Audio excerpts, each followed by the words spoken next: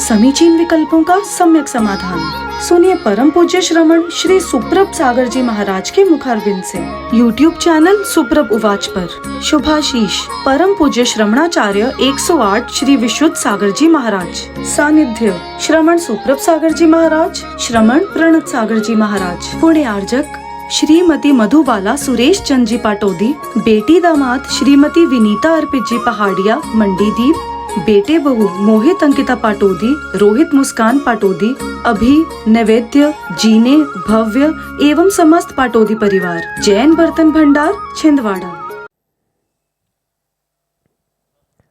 ओम नमः सदेव्य। नमो नमः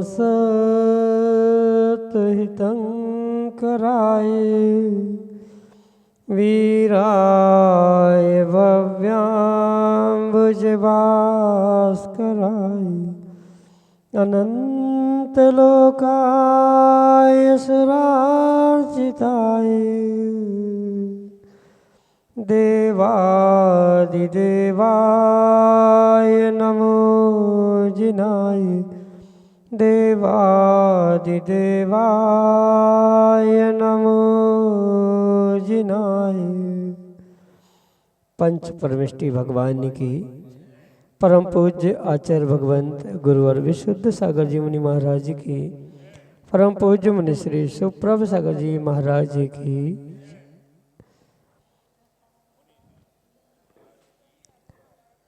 समीचीन विकल्पों का सम्यक समाधान, सम्यक ज्ञान की वह अनूठी विधा जिसके माध्यम से हम सभी अपने मन के अनेकानेक समीचीन विकल्पों का सम्यक रूप से समाधान आगम के परिप्रेक्ष्य में प्राप्त करते हैं। जो विकल्प हमारे मन में बहुत समय से चल रहे होते हैं, लेकिन जब पुण्य का उदय होता है तो हम अपने मन के विकल्प को समीचीनता प्रदान करते हैं और उसका सम्यक रूप से समाधान किसी निर्ग्रंथ गुरु से प्राप्त करके अपने अंतरंग को एक सुख शांति की अनुभूति करते हैं। परम पूज्य आचार्य भगवंत गुरुवर विशुद्ध सागर जी महाराज के मंगल सुभाषिष से परम पूज्य मुनि श्री सुप्रभ सागर जी महाराज ने हमें वह अनूठी विधा प्रदान की है जिसके माध्यम से हम निश्चित ही अपने मन के विकल्प का सम्यक समाधान प्राप्त करके कल्याण का पथ अवश्य प्राप्त कर सकते हैं। तो आप भी ऐसी अनूठी विधा से जुड़ने का प्रयास करें और अपना समीचीन विकल्प भेजते हुए परम पूज्य मनीषी से सम्यक समाधान प्राप्त करें। प्रारंभ करते हैं आज का सम्यक समाधान और आज के पहले विकल्प के लिए पवन कुमार जैन, दीवान, प्रतिष्ठाचार्य, सागर, मध्य प्रदेश से महाराज के चरणों में बारंबार नमोस्तु निवेदित करते हुए अपना समीचीन प्रश्न रख रहे हैं कि महाराज प्रथमानी युगगत एक संदर्भ वरांग चरित्र में आता है कि ललितपुर नरेश देवसेन ने अपनी बेटी मनोरमा का विवाह भांजे बरांग के साथ किया था, अर्थात वे ममेरे फुफेरे भाई बहन हुए। तो वर्तमान में यदि इस आधार पर शादी संबंध होता है तो क्या आपत्ति है? हमारे समीचीन विकल्प का सम्यक समाधान करने की अनुकंपा करें। नमोस्तु महाराज जी, नमोस्तु। ओम नमः सिद्धम। परम पूज्य आचार्य भगवान गुरुवर विशुद्ध सागर जी महाराज की, परम पूज्य मुनि श्री सुप्रभ सागर जी महाराज जी की। आगम के और विशेष करके प्रथमानियों के दृष्टांत देते हुए वर्तमान में उन्हीं क्रियाओं को दोहराना ये किसी प्रकार से उचित नहीं, क्योंकि प्रथमान योग में किसी श्रावक ने, किसी व्यक्ति, किसी इंसान ने अगर माना कि कोई गलती की है या अन्य भी कोई कार्य किया है तो उस व्यक्ति की निजी कार्य करने की प्रणाली या उसकी कोई निजी भूल किसी भी प्रकार से आगम के रूप में या आगम स्वीकार नहीं की जा सकती, क्योंकि वह श्रावक है और श्रावक अपनी श्रावकोचित क्रियाओं को करते समय कभी कभार 19-20 क्रियाओं को प्राप्त करता है और गृहस्थ श्रावक होने के नाते उसके लिए उसको जैसा उन्होंने किया है वैसा ही आगम में लिखा है, पर इनको किन्हीं पुराणों में, ग्रंथों में प्राप्त होने से उन घटनाओं की दुहाई देते हुए आज का व्यक्ति वैसा अगर करना चाहे तो ये उसकी बहुत बड़ी भूल है।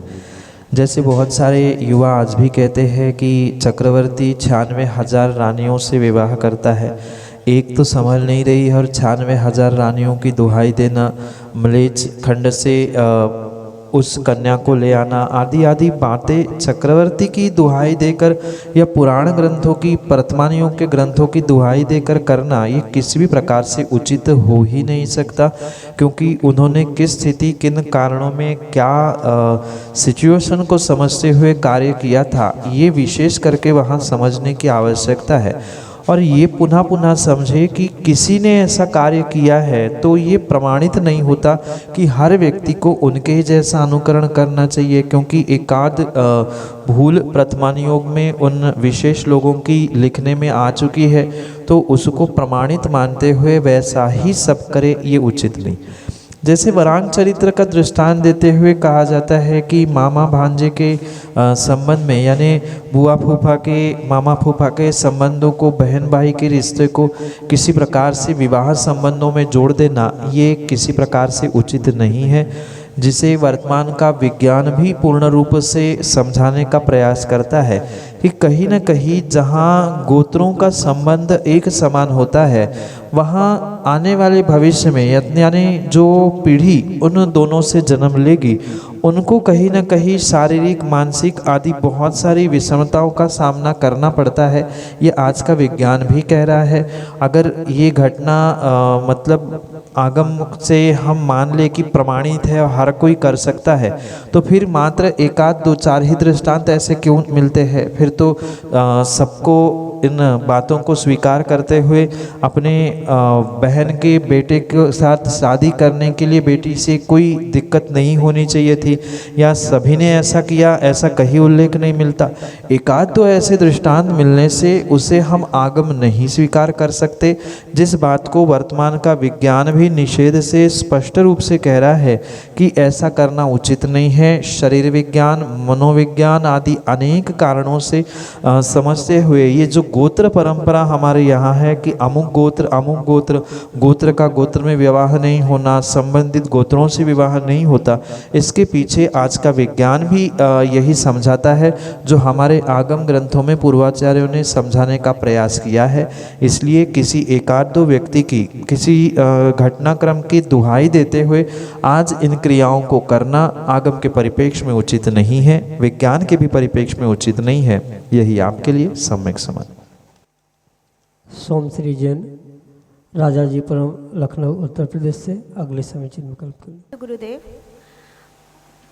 गुरुदेव, मेरा प्रश्न ये है कि हमारी लाइफ में जब भी अनफेवरेबल कंडीशंस आती हैं, जब हमारा मन अशांत होता है, एंजाइटी होती है, किसी भी बात का फियर होता है, तो उस टाइम पर भगवान में बहुत मन लगता है, प्रवचन सुनना बहुत अच्छा लगता है, धर्म की वार्तालाप करना बहुत अच्छा लगता है। लेकिन जैसे ही वो सिचुएशन फेवरेबल हो जाती है या फिर कहीं ना कहीं हम एडजस्ट कर लेते हैं उस कंडीशन में, तो उसके बाद फिर ईश्वर में उतना मन नहीं लग पाता है। एक दो दिन तो थैंक यू बोलने के लिए मंदिर चले जाते हैं, लेकिन उसके बाद कहीं ना कहीं देखते हैं कि जितना कंसंट्रेशन से पहले मंदिर पूजा पाठ में मन लग पा रहा था, वो फिर फर्दर नहीं लग पाता है। तो खुद में एक बहुत स्वार्थ की भावना आ जाती है कि कितनी ख़राब बात है कि जब ज़रूरत थी तब ईश्वर के पास आ गए, और जब नहीं ज़रूरत थी तो अब शायद उनके यहाँ आ भी नहीं पाते हैं हर दिन। तो प्लीज़ उसका समाधान करिए कि किस प्रकार हम संसार में होकर भी अपना मन हमेशा ईश्वर में रखें।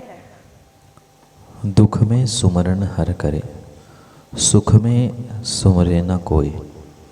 इन पंक्तियों को शायद आपने सुना होगा। इन मात्र दो पंक्तियों को ही नहीं, इसके बाद की भी विशेष पंक्ति जो जीवन बदलने के लिए पर्याप्त है, हमारी सोच बदलने के लिए पर्याप्त है, उसे समझने की आवश्यकता है। क्योंकि अक्सर यही देखने में आता है कि दुख के दिनों में, विपरीत परिस्थिति में व्यक्ति प्रभु गुरु आदि के आगे पीछे घूमता है, पर जैसे ही थोड़े से दिन बदल जाते हैं, समय बदल जाता है, वे प्रभु गुरु और इवन माता पिता या दूसरों को भी भूल जाता है।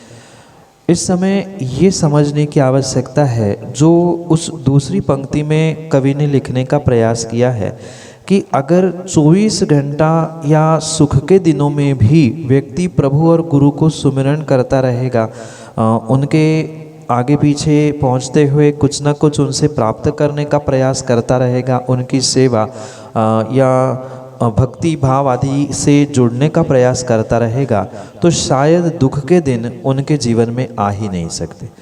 ये जो बेसिक कंसेप्ट है, सिद्धांत है, उसे समझने की आवश्यकता है कि अगर दुख के दिनों में याद करने से तुम्हारा दुख ठीक हो जाता है, तो फिर सुख के दिनों में भी प्रतिदिन हम गुरु को, प्रभु को याद करेंगे। आवश्यकता नहीं है कि बहुत कुछ करने से या बहुत बार याद करने से ही जीवन बदले। सुख के दिनों में भी प्रतिदिन मंदिर जाना, समय के अनुसार पूजन, अभिषेक, अर्घ्य चढ़ाना, आदि आदि कार्य करना, भक्तामर आदि पढ़ना, एकाद नमोकार की माला फेरना, ऐसा कार्य करेंगे तो जीवन में कभी एंजाइटी, दुख, ओवर थिंकिंग, डिप्रेशन आदि आदि समस्या आ ही नहीं सकती। उन्हीं जीवों के साथ ये सब कुछ घटित होता है जो चंद समय के लिए ही धर्म या धर्म की क्रियाओं से, देवशास्त्र गुरु से जुड़ने का प्रयास करते, पर उसे एक लाइफ का रूटीन ही बनाकर हम जीना सीख ले कि नहीं, ठीक है कि अच्छे आए चाहे बुरे दिन आ जाए, जैसे हम भोजन प्रतिदिन करते ही है, चाय नाश्ता, मोबाइल चलाना, इनमें किसी प्रकार से कोई हमारी रुकावट नहीं होती है। ऐसे ही अगर हम डे टू डे का रूटीन ही प्रभु भक्ति, गुरु भक्ति आदि से जोड़ने का प्रयास करेंगे, तो विश्वास मानना दुख के दिन, विपरीत परिस्थितियाँ जीवन में आ ही नहीं सकती है। और माना कि पिछले तीव्र पाप कर्म के उदय से कुछ विपरीत परिस्थिति आ भी गई, पर हम पहले से इतने सेटल हो चुके होते हैं कि हमें अलग से कुछ करने की आवश्यकता ही नहीं पड़ेगी। हमारा डे टू डे का रूटीन ही ऐसा बन चुका होता है कि हमें अलग से फिर जैसे विपरीत दिनों में कुछ विशेष करने की भावना होती है या करना भी पड़ता है, तो वो करने की आवश्यकता ही नहीं है। पहली बात तो ऐसा करने से, यानी प्रतिदिन का रूटीन हमारा रोज का बनाने से, कि माला फेरना है, भक्तामर पाठ है, प्रभु दर्शन है, गुरु से जुड़ना है, ये अगर हमने वास्तव में रूटीन बना के रखा है तो विपरीत दिन आएंगे ही नहीं। और माना कि किन्हीं कारणों से आ भी जा रहे हैं तो उसमें बहुत जल्दी बदल होगा। जो आप 15 दिन, महीने भर पुरुषार्थ करने से उन सिचुएशन से बाहर निकल रहे थे, वह कुछ घंटों में, कुछ मिनटों में ही आपकी वह सिचुएशन बदलते हुए आपको नज़र आएगी। इसलिए डे टू डे का रूटीन ही आप ऐसा बनाएं कि दिन भर में किए हुए गलतियों के लिए शाम को मंदिर जाए। ये हो सकता है आज के एडवांस लाइफ में या भागा दौड़ी में सुबह समय नहीं मिल पा रहा है, तो दोपहर में, शाम में, जब जैसा समय मिले, समय की अनुकूलता से हम प्रभु और गुरु से अटैच होकर रहे। आजकल तो बहुत सारे साधन, टेक्नोलॉजी बन चुकी है जिसके माध्यम से हम गुरु से, संघों से जुड़ते हुए अपने मन का जो एक तनाव है उसे कहीं ना कहीं शेयर कर सकते हैं। क्योंकि स्वाभाविक सी बात है, मानसिक स्ट्रेस या मेंटल स्ट्रेस वर्तमान में भौतिकता की चकाचौंध में देखने के लिए आता है।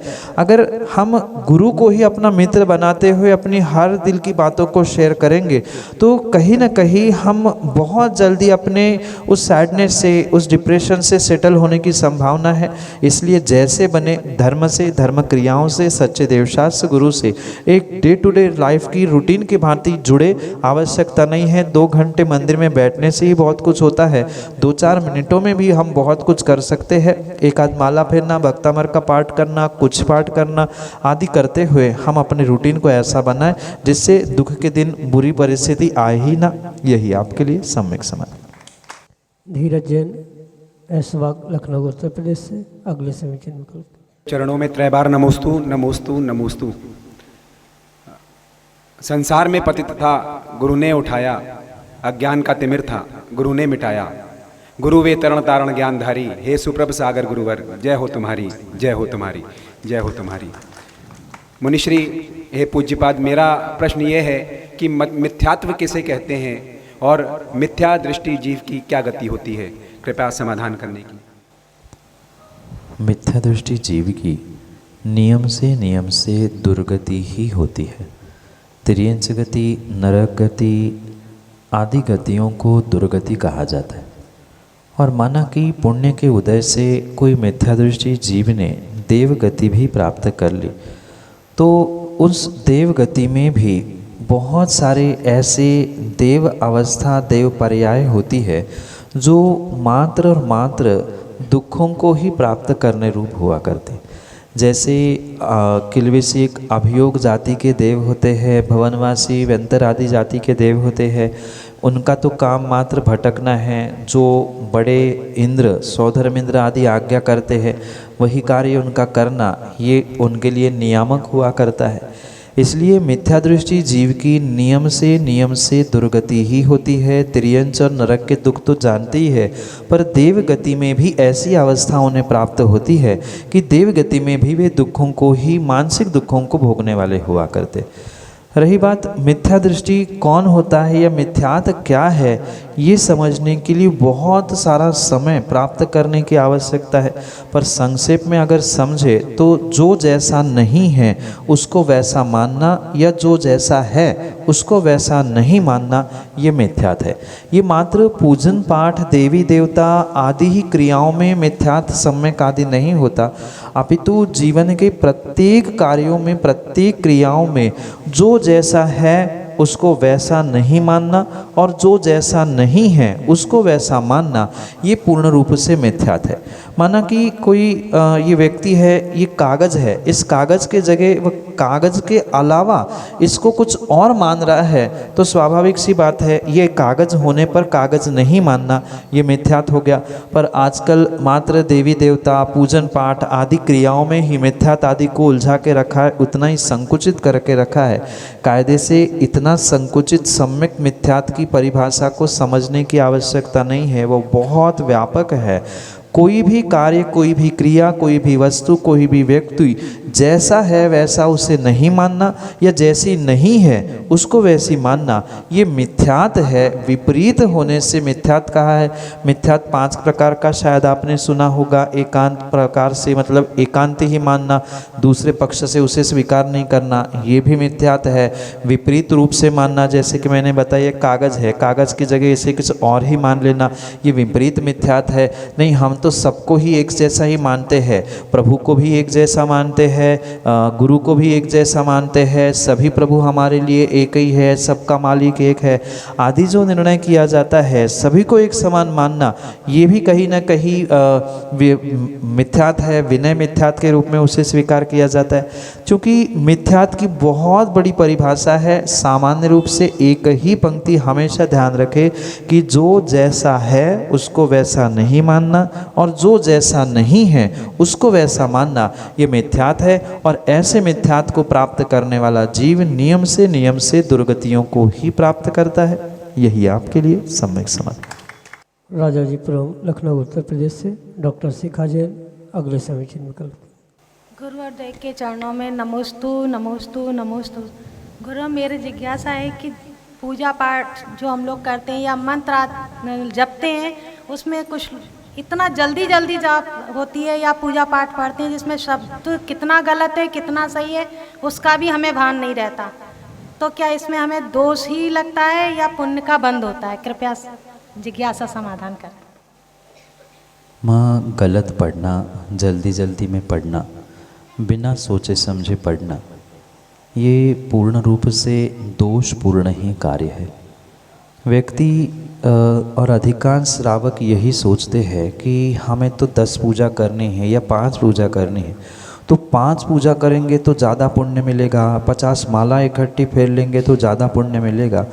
ये किसी प्रकार से उसका सोचना उचित नहीं है। भले ही एक पूजा करे, पर शांति से अर्थ समझते हुए, भावों को विशेष रूप से अच्छा करते हुए करने से ही वह विशेष फल प्राप्त हो सकता है। इसलिए चाहे जाप हो, स्तोत्र पाठ हो, पूजन आदि हो, प्रत्येक कार्य में ये विवेक रखना होगा कि जितना उसे सोच समझकर आप करेंगे उतना ही विशेष फल मिलेगा। उसके पीछे के कारणों को, मतलब पूजा की जा रही है, क्यों की जा रही है, किसकी की जा रही है, किस लिए की जा रही है, कैसी करनी चाहिए, इन सभी पहलुओं को समझ के करेंगे। और भले ही आप एक ही पूजा करें पर वह विशेष फलदायी हो सकती है। पर जल्दी में दूसरों को दिखाने के लिए प्रतिस्पर्धा में मैंने 10 किए तुम 15 करो, माला या जाप पाठ आदि कोई भी कार्य क्यों ना हो, उसका बिल्कुल भी फल आपको मिलने वाला नहीं है। क्योंकि शरीर से आप शुभ कार्य कर रहे हैं, काय योग से शुभ क्रियाएं चल रही है, कुछ अंशों में पुण्य तो मिलेगा, पर जो आपको बहुत सारा पुण्य मिलने वाला था वह संकुचित होकर रह जाएगा, क्योंकि पुण्य के साथ साथ आपने बहुत सारे दोष, बहुत सारी गलतियां जल्दी जल्दी पढ़ने में की है। कई बार ऐसे होता है कि जल्दी जल्दी पढ़ने में क्या चढ़ा रहे हैं, क्या बोल रहे हैं, हमें ही पता नहीं होता। माला के साथ तो कई बार ऐसा होता है कि माला हाथ में फिरती है और दिमाग बाजार में फिरता रहता है। कई बार ऐसा होता है माला किसी मंत्र से शुरू होती है और समाप्त कोई दूसरे मंत्र पे हो जाती है।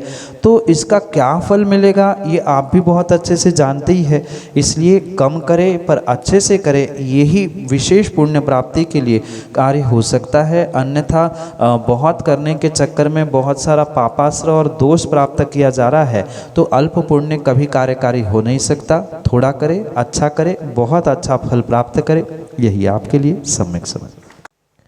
अंकित जैन, ऐशबाग, लखनऊ, उत्तर प्रदेश से अगले समय चिंतन। मुनि राजों के चरणों में बारंबार नमोस्तु नमोस्तु नमोस्तु।